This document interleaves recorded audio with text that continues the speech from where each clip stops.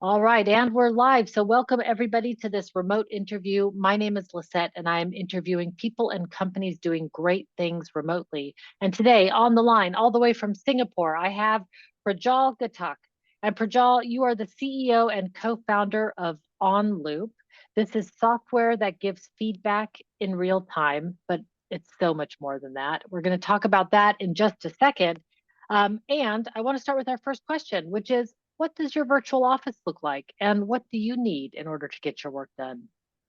No, thanks for that, and thank you for having me. I'm right now in my home office, but I also have a physical office where our Singapore team members get together 3 times a week, and it's a 8-minute walk, so it's not a Ooh, very long nice. it's not a very long commute. But then I also travel quite a bit, and so we have an office in New York as well. But then we have team members elsewhere who operate largely from home. But more and more, we're seeing people wanting to go into a co-working space and be around other professionals from time to time, where we don't have an office. And then we try and get together as a team at least once a year as a full organization. And then as I travel, I try and see team members around the world. And so I feel like over the course of the year, I obviously see our team in Singapore a lot. I'll see my co-founder in New York quite a bit, but then I was also in Toronto with our designers a couple of weeks ago. And so, I used to be a management consultant and then worked at Uber for a long time. And so the notion of working in a distributed manner is not new. I think what's different is, people don't go into an office 5 days a week. But I think that for a lot of us who work in tech or sort of modern companies or dynamic companies, it's very much a continuum, and it wasn't such a drastic shift going into COVID and coming out of it. That's true. Tech seemed to make the switch pretty quickly, pretty seamlessly throughout the whole thing. You still have offices though. So I'd like to dive into that just a little bit. Like why do you still have offices if you could work from anywhere? Yeah, I mean, I'm a huge believer that we are tribal as human beings. And when you're on Zoom, it's work. But when you're hanging out in an office whiteboarding, it feels less like work. And Mm. so when you're building an early stage company, obviously things are intense, and you spend a lot of hours on what could be characterized as work. And if it feels like work, it gets draining. And it is much harder to have a collegial environment over a virtual screen. I don't think technology is quite there yet. I think it will move in that direction. And I think we will get to a place where we will be immersive remotely that will feel a lot more like being in person. But for me, I'm 100% extrovert. I built an operating tech company so that I can have a team. I would say our people and our mission are my two drugs in terms of what keeps me going. And so it is much harder for me to derive energy if I don't see my team. And therefore, you know, to bring people together on a consistent basis, you need an office. Now you could have a resort like location, but that would be a different type of office. But for me, an office is a place where people who are professionally doing things together come together. And we definitely have that in Singapore and New York. I love that. And I love that it highlights too how different people's preferences can be. Like you said, your drugs are people and the mission, right? And so you want to be around people. So I love just to be reminded that, we all need different things and flexibility is the key to the whole situation. So I love that. So early Absolutely. stage, and I really like what you said. If it feels like work, it's going to be draining. So if it feels less like work for being together in person, let's do that so that Yeah. it feels more fun. I'm all No, about fun. 100%. So that really resonates with me. 100%. I think what people hate is the commute, right? And I Amen. think that's the thing that people really don't like. And so when someone's commuting 2 hours a day, I think there is a lot of friction around being in person. But I think often in the world we don't think about the root cause of things on what is actually disliked, and that's not actually spending time with your colleagues. It is the commute. Yeah, agreed. Agreed. Most people like their colleagues. I mean, every once in a while, there's always somebody But you know, yeah, there's always somebody. But when you leave the house, there's always somebody in that case as well. So you have an app that helps build awareness about team biases. And it says on your website, we replace expensive, clunky, ineffective performance management with Gen AI and mobile native collaborative team development. That's a Mm. mouthful, but let's get into what that really means. Because basically, you've got software, you're taking on performance management and in particular with hybrid teams. So let's dive into what is OnLoop? Why did you build it and what does it do? Yeah, so if you think about any high functioning or high performing team, there are two very important parts of it, and that's goals and feedback. Because if people don't know where they're going, and they don't sort of have a high fidelity loop of how that's progressing, it's quite hard to be high functioning or high performing. And we can think of sports teams as an analogy everybody understands. There's a quarterback in a football field. There's a coach on the sidelines, and it's iterative, right? And unfortunately, in the corporate world, we've equated goals and feedback to this thing that is performance management, and as a result, people hate goals and feedback because they hate performance management. And so we've thrown the baby out with the bathwater because this activity that people have to do once in 6 months, which feels like a form-filling exercise, is linked to these two very important concepts for high performance, which is goals and feedback. And so for us, it's very much around how do we think about an implementation of goals and feedback in organizations that feels not like a chore, but actually an integral part about how teams becoming high functioning. And we think about sort of how do we build the right habits around these topics that allow us to bring the very best out of team members versus feel like one more chore to do. And so collaborative team development is sort of our own proprietary framework and approach that incorporates well-being, incorporates goals, incorporates feedback, and then based on that context, ongoing development that feels much more like something that's built for the benefit of the end user versus for a form-filling exercise for a functional organization. Oh man, you're bringing back memories of working in the corporate office and having those annual performance reviews. Oh man, like tell me 5 reasons why we should give you a good rating. Like, yeah. And I was like, I have no idea.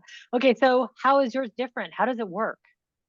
Yeah, so ultimately we create habits, and we create habits both through software as well as sort of what we call our success program.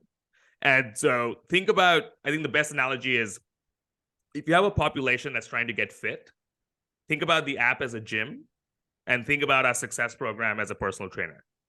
And we give you both the gym and the personal trainer so that you're able to exercise different parts of you.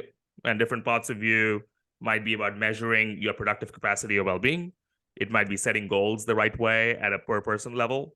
It might be giving and receiving feedback. And we do that through the app, and the app has aspects that are very much habit forming, and we can go into that if you want to. But we also, in the first quarter, when we work with a new customer, we run a series of conversations and workshops to really build those habits in the organization too. And so what I tell my customers is we're here to drive outcomes, not sell software. And software is a tool or enabler to drive the right habits around goals and feedback that then drive a culture of high performance. So let me just try to make something abstract a little more tangible. That's just that helps me. So I'm a CEO and I come to you and I say I've got this revenue goal. I want to make, let's say, $1 million this year. Like Yeah. that's my revenue goal for my company. Yeah. I want to use your app to make sure that all my employees are contributing in their own way to that goal. I don't care how they do it, but at the end of the year, I want $1 million to be in that bank account, or however you're going to measure it. Yeah. Okay, how do we get started? Yeah. So that often happens in many organizations because most goal frameworks, the most famous one being OKRs, is very much designed to help a company or an organization to set a North Star or a direction that they want to take. But where companies really struggle is breaking that down to what's happening on a per person level. So how does the groundswell of activity actually add up to it? And so goals in our product are either a target, and that could be $1 million. And if you have a 20-person sales team, that can get broken down by 20. And so you can set a per person target of a revenue goal. But more importantly, it's also projects and skills that enable that outcome. And so if a CEO comes to me and says, hey, I have this target, I've been very clear about this target, it doesn't feel like we're moving towards it. Within 2 weeks, if we investigate the organization to understand on a per person level, do people understand sort of what their goals are, we can tell you very quickly whether the company's on track or not. Because often when you go to the individual, they actually don't know what they're working on or how it contributes to the bigger picture. And so it's really about bringing it down to a bite-sized level for all aspects of high performance, so that at an individual level, you can drive productivity. What are the aspects of high performance? I don't know if you can just rattle those off or anything, but as you said that, I thought, oh yeah, but what, we do have these different areas. You mentioned well-being as being part of that, which I really like, but what are the other aspects? Yeah, so collaborative team development is sort of our proprietary 5-layer framework, and we can put on the show notes if it's helpful for people. And there's a very clear hierarchy to it, right? And at the very base of it is someone's productive capacity or well-being, and that can be affected by things at work or outside of work. And we sort of attribute about 20% weightage of high performance to that productive capacity layer. The next layer is the goals layer. Is, do people have clarity on what they're working on? And is there clarity on what are your 3 high priority goals? And we recommend people have about 3 high priority goals and overall 8 goals that people can tangibly manage at any one time. And that is very much dynamic as well. And driving clarity at that goals layer, we attribute actually 40% of weightage in terms of what drives high performance. And most organizations, there's quite a lack of clarity at that goals layer when you drill down to individual knowledge workers. The next layer is what we call celebrates feedback to hone superpowers. So do people have a vocabulary and language around what are they really good at? Is someone really good at inspiring others versus having strong attention to detail, or having tenacity and grit and a strong growth mindset? What is it that makes a particular knowledge worker high performing? And everybody can be high performing depending on the right role. And through feedback, you can infer what those superpowers are. The next layer is then being aware of your blind spots through improvement feedback. And we use the term awareness of blind spots very deliberately, because often you may not be able to do anything about your blind spots, or it might be too much of an effort to overcome them. And that may not be a good use of your time. But it's very important to be aware of them at any level in the organization, so that A, you can risk mitigate for it, and then B, you can also choose the right role, right? So you can't be a process engineer if you're bloody disorganized, right? That feels like a bad fit for that role, right? But if you're a creative problem solver, being a founder is often the right place to be. And a lot of founders, myself included, are very disorganized. And that's because there is a trait around sort of, moving forward with force around new things. And then finally, the last layer, which we attribute 10%. So the 2 feedback layers are 15% each. And then the last 10% is ongoing growth. So are you learning new things based on what is the sum total of your state with regards to your well-being, goals, and feedback? And so this very much came up for us iteratively. When we started out with, there's a very broken experience called performance management. So how do we rethink this from scratch? And as we develop the product and work through, we realize that we're really operating across these 5 layers. And often for a manager, what is very important is knowing at what layer they need to be intervening to assist a team member. So if someone just lost a parent, giving that person improvement feedback is a complete waste of time. Right. But if someone's not going to hear it, yeah. It's not going to hear it. It's not going to help. It's going to make things worse. if someone's an extreme high performer, that person is craving improvement feedback. And if they're not receiving that improvement feedback, they're probably going to leave because they want to be growing. And so that upper two layers become really important to focus on as a manager if things below that are in a really good place. And the reason why managers struggle is that that's hard. It's hard to know where to add that value. And that very much changes day on day, week on week at times. And so for us, it really becomes important to help a manager identify at what layer each team member needs help in terms of what we see in terms of activities on the app, and then recommend the right next actions to take to increase the clarity of an individual. And then we also try and sort of score that in the form of a clarity score that increases or decreases based on what's happening with the team, so that there is a sense of progress around the manager feeling around taking a certain action. And feeling a sense of progress is what builds habits and is also what prevents people from burning out because they feel like you're moving ahead. And so, and we've seen this applied in fitness. We've seen the Aura Ring and the Whoop Band and products that have taken hard concepts like diet and exercise and sleep, which are quite similar to some of these things in the workplace, and put that into a score that you can use as a motivational source to inspire action. Yeah, I mean, I use it myself. I've got an app with a virtual personal trainer, and I've got a streak, right? I don't want to break my streak. It keeps me going every week because I don't want to break my streak. It's so simple. I mean, these That's things, correct. but it works. So one of the questions I have is this though is privacy. We've got all this data on people and their performance and all of that, but what if I just have like a bad week or a bad month, which is more likely, as bad things have happened. I just cannot get it together for this month. I'm really struggling. And then, with an app like yours, it becomes so clear to everybody that I'm struggling for a long period of time. I guess it's good that people know, but what about I mean, I guess I feel something with the privacy there. How do you address that? It's a really good question. And so actually, right from the beginning, maintaining the psychological safety of every user has been a core design principle of ours. So, for example, the wellness check is only visible to the direct manager of the person because nobody else needs to know where that well-being is. When you set a goal, you can either set a goal publicly or you can set a goal privately if you don't feel comfortable sharing it. Similarly, with improved feedback, you can jot down your own improved feedback and just keep it to yourself or share it with your manager or share it more broadly. And so we've thought a lot about which data layer should be exposed and how. And one of our cornerstones is that we will never, and we have decided not to take on customers for this reason. If anybody in HR ever says, hey, I want to see all the captures on the app, we will not onboard that customer. Because the moment it becomes a dashboard for company monitoring, it stops being a tool for development. And people stop using it because it doesn't feel safe.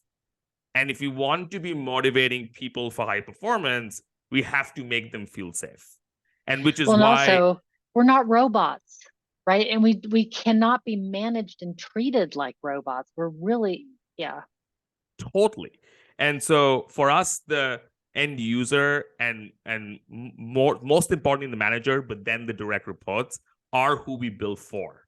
And we believe that, unfortunately, tools that have grappled with this problem in the past have not built for that end user. And which is why the gap exists in the experience for managers around the world who we serve and what we want to fix. In your description, you said that the app helps build awareness about team biases. How does it do that? Yeah. So I coined a phrase which I call eloquence bias, which is people who sound good are perceived to be good. And if you think about promotions or how organizations work, and a lot of reasons why it's the straight white male who gets promoted is because that person is usually most fearless about making themselves visible. Yeah. And what the workplace reward system ends up rewarding is who's winning the popularity contest rather where the work's getting done. And that's because we have failed at looking at each person's work at the right level of granularity to understand where reward is due.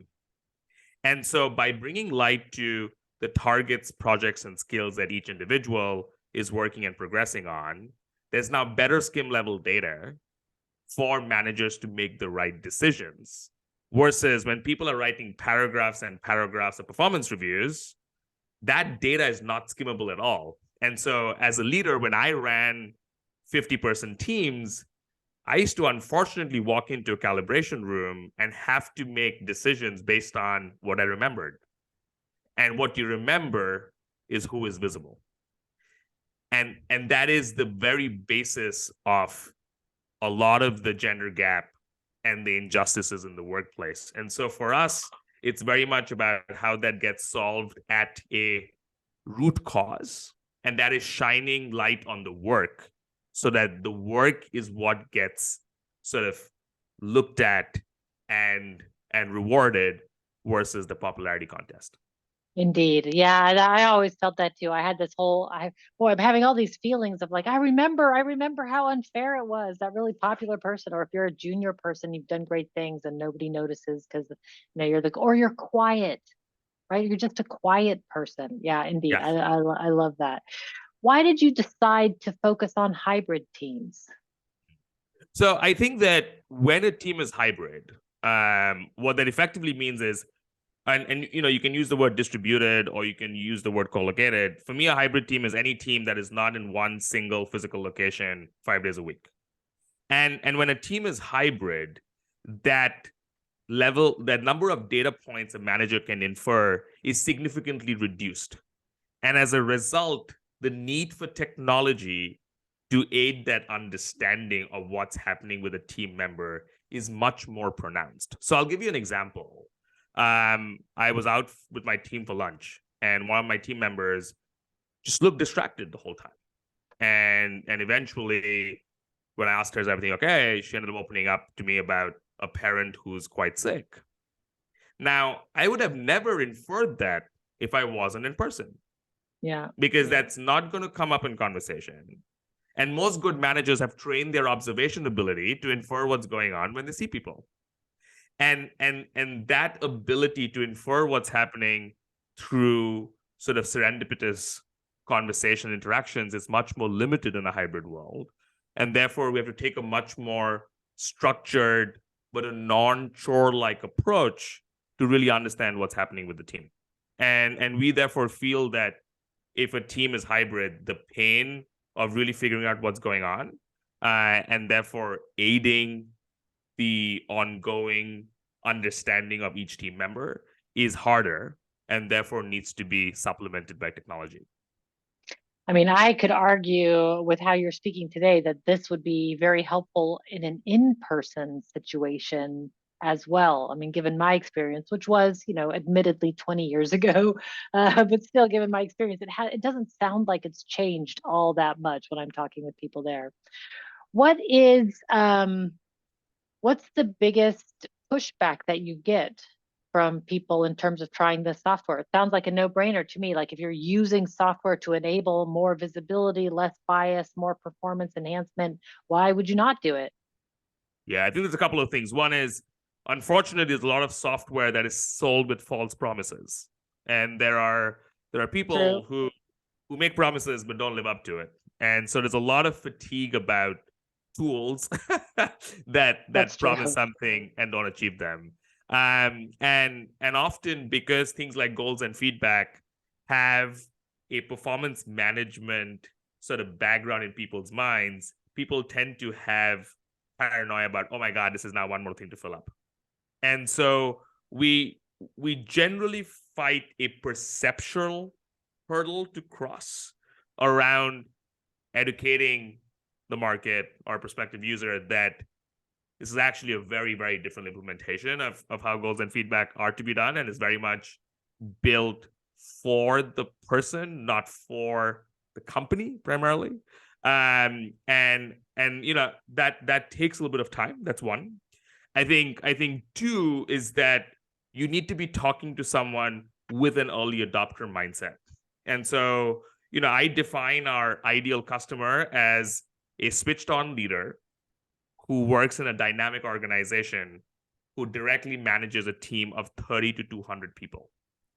And when I find those people, I feel like they think the exact same way and we are on the same page, and it's very easy. But when those factors are not true, people might have other sort of hurdles or mental blocks to taking on something that is new and innovative.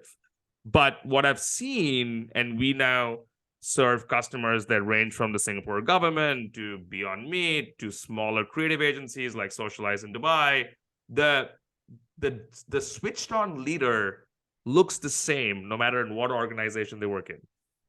And people have often made the mistake of equating a leader to a company. And so we very much look for the people that we can serve versus necessarily the company they're in.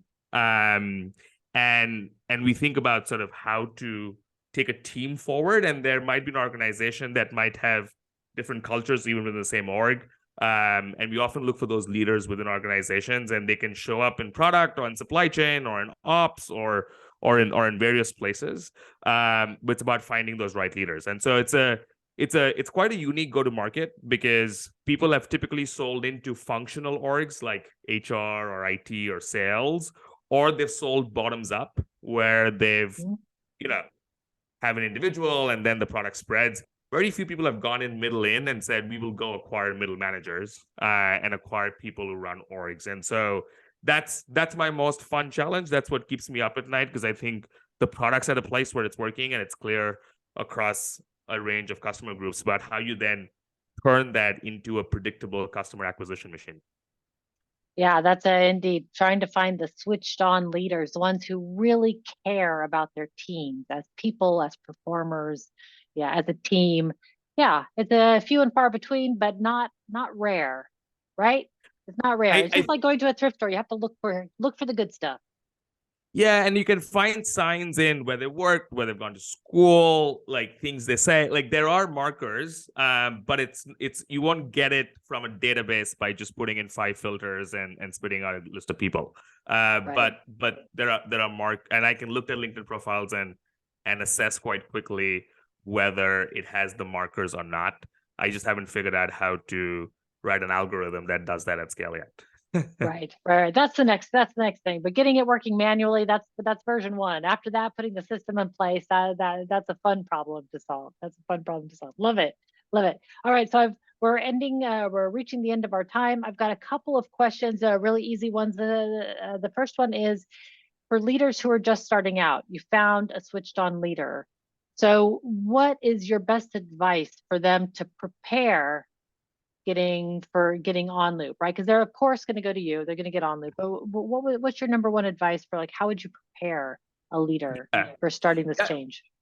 Yeah, I think more than anything else is to lead by example, right? And often we see that the teams that do really well with our product and really build the right habits is when the leader leads by example and is sort of incorporating the same behaviors, because ultimately people mimic their leaders, and that's very common. And then B is really emphasize that goals and feedback are not about company checkbox ticking, and is really about helping each individual achieve their full potential. And so being in the service of the team and leading by example are probably the 2 things that come to mind. I love that. What a great way to end the interview. I love that. Lead by example and be in service to the team. Man, the leaders that do that, they're the ones that we keep coming back to. Love it. Very last question is, if people want to learn more about you, where's the best place to find you online? I'll of course link to OnLoop, but where do you live online? Yeah, I mean, unfortunately or fortunately, I live on LinkedIn quite a bit. And so you can find me quite easily through our company's page OnLoop or find me. PROJJAL GHATAK is a fairly rare name. There's also a PJ in there if that's easier to find. And so it's relatively easy to find me. I read every LinkedIn message that shows up in my mailbox. I may not reply to every LinkedIn message that shows up in my mailbox, but I do Fair read. enough. I do read every one of them, and so I really look forward to hearing from folks. I love that. I really love that you're taking on performance management. There's been a lot of frustration for a long time about how it's run, and it sounds like you've cracked a great code. Thank you so much for being with me here today. I really appreciate it. Thank you, Lisette. It's my pleasure. All right, everybody. Until next time, be powerful.